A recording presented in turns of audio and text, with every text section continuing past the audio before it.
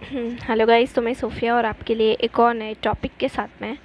तो यहाँ पर हमारा जो अगला टॉपिक है वो है stability of completely filled and half filled subshells.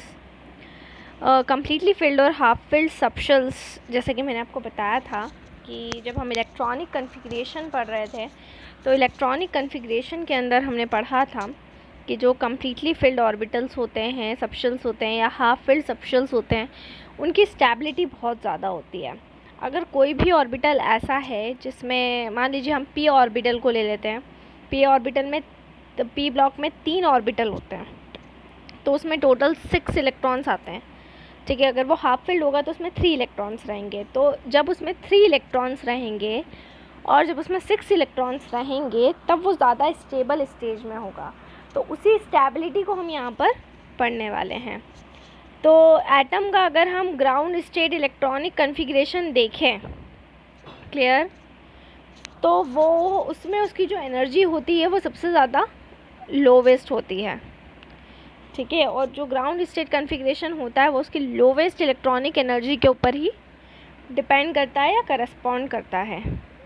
ठीक है, जो भी इलेक्ट्रॉनिक कन्फिग्रेशन जब भी हम लिखते हैं तो इलेक्ट्रॉनिक कन्फिग्रेशन के अंदर हमेशा हमें कुछ बेसिक रूल्स का यूज़ करना है। जैसे हमें क्वांटम नंबर के बारे में कंप्लीट आइडिया होना चाहिए, हमें ऑफ बाउ प्रिंसिपल के बारे में कंप्लीट आइडिया होना चाहिए, हमें पाउली प्रिंसिपल मालूम होना चाहिए और हमें होम्स रूल मालूम होना चाहिए। ये सारे रूल्स हमें मालूम होना चाहिए, तभी हम डिटेल में कन्फिग्रेशन कर सकते हैं।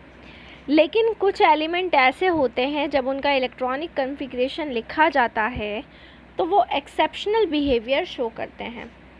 अकॉर्डिंग टू ऑफ बाउ प्रिंसिपल कि इलेक्ट्रॉन की जो फीलिंग होती है वो हमेशा लोअर एनर्जी से हायर एनर्जी की तरफ होगी। मतलब कि सबसे पहले इलेक्ट्रॉन उन एटॉमिक ऑर्बिटल्स के अंदर जाकर फिल होंगे जिनकी एनर्जी कम होती है, और उसके बाद में वो उन एटॉमिक ऑर्बिटल्स में जाते हैं जिनकी एनर्जी ज़्यादा होती है। तो इलेक्ट्रॉन्स की फिलिंग हमेशा कम से ज़्यादा एनर्जी वाले एटॉमिक ऑर्बिटल्स के अंदर होगी। अब जब हम बात करते हैं कॉपर क्रोमियम की, हम फर्स्ट ट्रांजिशन सीरीज़ को ले लेते हैं। कॉपर की बात कर रहे हैं और क्रोमियम की बात कर रहे हैं। तो कॉपर और क्रोमियम डी ब्लॉक के एलिमेंट्स होते हैं जो हमारे फर्स्ट ट्रांजिशन सीरीज़ में आते हैं। अब अगर हम कॉपर और क्रोमियम की बात करें तो यहाँ पर 2 सबशेल्स प्रेजेंट होते हैं, 3D सबशेल और 4S सबशेल। ये 2 सबशेल्स यहाँ पर प्रेजेंट होते हैं और इनकी जो एनर्जीज़ होती है वो थोड़ी क्या होती है, डिफरेंट होती है। चाहे वो 3D हो और चाहे वो 4S हो, इन दोनों की जो एनर्जीज़ होती हैं वो एनर्जीज़ क्या होती हैं, थोड़ी सी डिफरेंट होती है। क्लियर है ना। अब होता क्या है यहाँ पर कि जो इलेक्ट्रॉन होता है वो शिफ्ट करता है लोअर एनर्जी से हायर एनर्जी लेवल की तरफ। ठीक है, लोअर एनर्जी लेवल से कहाँ पर, हायर एनर्जी लेवल की तरफ उसकी शिफ्टिंग होती है। जो भी हमारा इलेक्ट्रॉन्स रहेगा वो लोअर एनर्जी से कहाँ पे शिफ्टिंग करेगा, हायर एनर्जी में शिफ्टिंग करेगा। क्लियर। और जब वो शिफ्टिंग करता है लोअर एनर्जी से लेकर हायर एनर्जी में, ठीक है, क्लियर, तो यहाँ पर होता क्या है, अगर हम बात करते हैं क्रोमियम की तो क्रोमियम का एटॉमिक नंबर होता है 24, विच मीन्स कि अगर इसके कन्फिग्रेशन की बात करें तो इसका जो वैलेंस शेल कन्फिग्रेशन होगा उसमें 2 ऑर्बिटल रहेंगे, 3D ऑर्बिटल और 4S ऑर्बिटल। ठीक है, तो 4S ऑर्बिटल एटॉमिक नंबर 20 तक फिल हो जाता है। अब एटॉमिक नंबर 21 से स्टार्ट होता है 3D ऑर्बिटल। इसका मतलब कि 3D ऑर्बिटल में कितने इलेक्ट्रॉन्स होंगे, जो 3D ऑर्बिटल होगा, 3D ऑर्बिटल के अंदर होते हैं लगभग 4 इलेक्ट्रॉन्स। अब क्रोमियम का जब हम कन्फिग्रेशन लिखते हैं तो 3D में 4 इलेक्ट्रॉन्स होना चाहिए, लेकिन जब 3D ऑर्बिटल जो हमारा होता है डी ब्लॉक के अंदर 5 ऑर्बिटल होते हैं और हर ऑर्बिटल के अंदर 2 इलेक्ट्रॉन होते हैं। अब 3D 4 हो गया, मतलब 4 ऑर्बिटल्स के अंदर सिंगल इलेक्ट्रॉन है। अब ये हाफ फिल्ड कब होगा, जब इसके 5 ऑर्बिटल के अंदर सिंगल इलेक्ट्रॉन हो। तो वो सबसे स्टेबल स्टेट होगी जब इसके 5 ऑर्बिटल के अंदर सिंगल इलेक्ट्रॉन हो जाए या डबल इलेक्ट्रॉन हो जाए। तो ज़्यादा पास किसके हैं? पांचों ऑर्बिटल में सिंगल इलेक्ट्रॉन, क्योंकि इसके पास में 4 हैं। एक ऑर्बिटल ऐसा है जिसमें इलेक्ट्रॉन नहीं है, तो 4 हैं और केवल एक नहीं है, तो उस वजह से उस ऑर्बिटल की जो एनर्जी है वो लोवेस्ट हो जाती है। और स्टेबल होने के लिए, क्योंकि स्टेबिलिटी के बहुत ज़्यादा क्लोज है, जैसे ही एक इलेक्ट्रॉन उसमें आएगा वो स्टेबल हो जाएगा, तो वो क्या करता है, स्टेबल होने के लिए 4s में से एक इलेक्ट्रॉन कहाँ जम कर जाता है, 4s2 जो था उसमें से एक इलेक्ट्रॉन 3d4 में जम कर गया। ऐसे ही किस में होता है? कॉपर में होता है। कॉपर का एटॉमिक नंबर भी कितना होता है? कॉपर का एटॉमिक नंबर होता है 29। और कॉपर का एटॉमिक नंबर 29 होने की वजह से क्या होता है, जब कॉपर का एटॉमिक नंबर 29 है तो इसमें क्या होता है, इसमें भी सेम वही चीज़ होती है।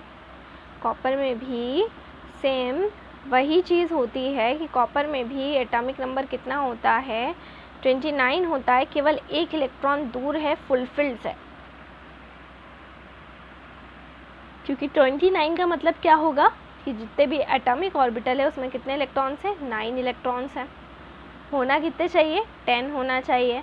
तो ये भी क्या करेगा, 4s से एक इलेक्ट्रॉन क्या कर लेगा, ले लेगा, है ना। उस केस में जो 4s है, ठीक है, वहाँ से इलेक्ट्रॉन इधर जम कर जाता है, ठीक है। तो इलेक्ट्रॉनिक कन्फिग्रेशन क्रोमियम का हो जाता है 3d5 4s1, जबकि कॉपर का हो जाएगा 3d10 4s1। क्लियर? होना क्या चाहिए था, क्रोमियम का होना था 3d4 4s2 और कॉपर का होना था 3d9 4s2, लेकिन केवल एक इलेक्ट्रॉन की कमी थी, स्टेबिलिटी के बहुत क्लोज थे, इसलिए 4s में से एक इलेक्ट्रॉन इन्होंने क्या किया है, ले लिया है, ठीक है। क्लियर?